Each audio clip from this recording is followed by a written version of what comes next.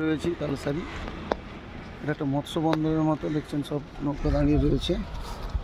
এই সকালবেলা বা সন্ধ্যাবেলা এখানে এলে মাছ পাওয়া যায়, প্রচুর ভালো ভালো মাছ পাওয়া যায়। ভালো স্পট একটা, এসে কিছুক্ষণ এলো, বিকাল টাইমে এলো বা সকালবেলা এলো, মানুষজন স্পটটা দেখলো, দেখে বেরিয়ে চলে গেল।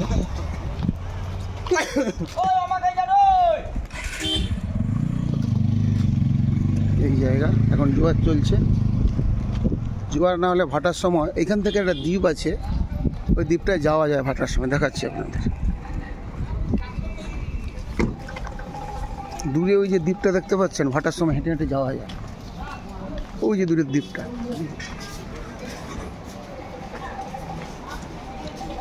চলে এসেছি তালসারিতে। জোয়ার, তার জন্য একবার নদী পরিপূর্ণ জলে, ওই দ্বীপটাতেও যাওয়া যায়।